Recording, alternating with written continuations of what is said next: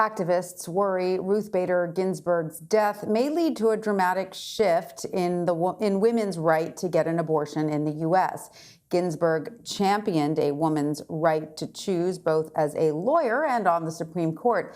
She believed the government has no right to decide what a woman does with her body. One of President Trump's frontrunners has openly backed anti-abortion rights. Appeals court judge Amy Coney Barrett has argued that life begins at conception. Whomever Mr. Trump picks will solidify a 6-3 conservative majority. I want to bring in Anisha Singh now. She is the Director of Judiciary and Democracy Affairs for the Planned Parenthood Action Fund. Anisha, welcome. Thank you so much for being with us. If you would, tell us how Justice Ginsburg approached abortion rights cases on the bench, and how did she feel about Roe v. Wade?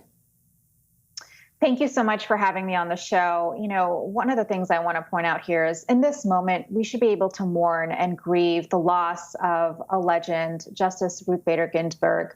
We should be able to soak it in and really appreciate her legacy and honor that legacy without a partisan fight. But, you know, before her services have even occurred, before we've even been able to process that, we've seen this administration and Senate Republicans turn this into a partisan fight.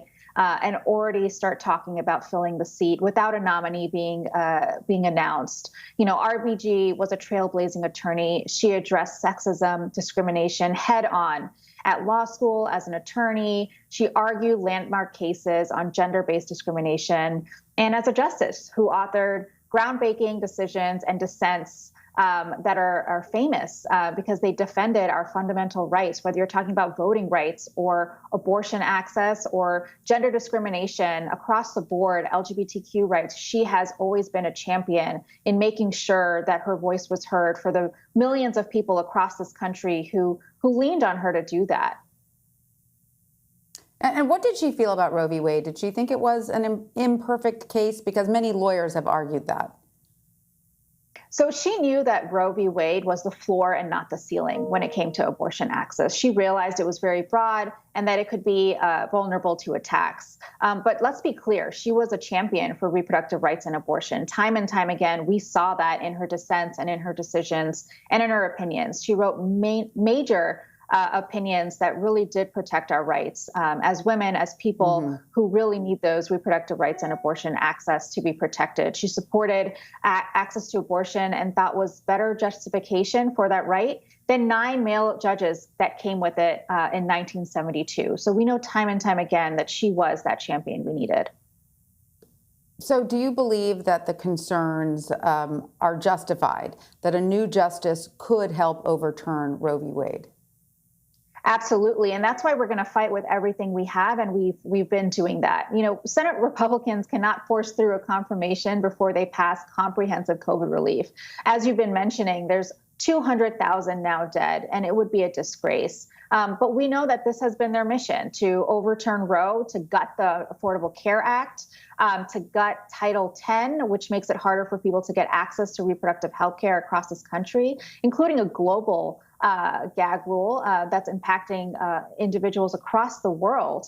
And so we've seen what their agenda has been. We know Trump has had it over and over through his speeches that his litmus test is overturning Roe and appointing judges and justices that will do that. They have spent the last 3.5 years appointing over 200 judges who are ultra-conservative to our lower courts, and we know many of them are anti-reproductive health care and oppose abortion access.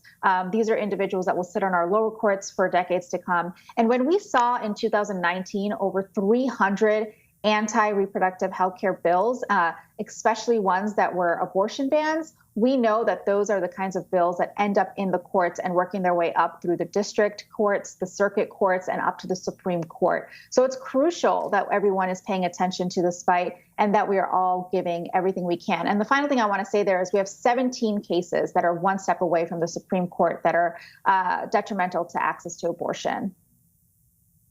Right. But so, Anisha, just to be realistic, though, President Trump has said he's going to name a nominee.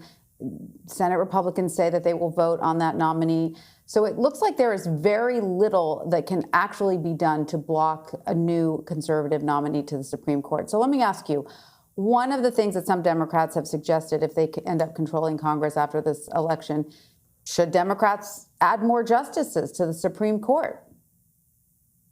So let's be clear here. We've been here before. With Affordable Care Act repeal, we didn't think we had a chance to win, and yet we did. So if the people rally and if they voice their concerns, we know that we can still win this. It's not over until it's over.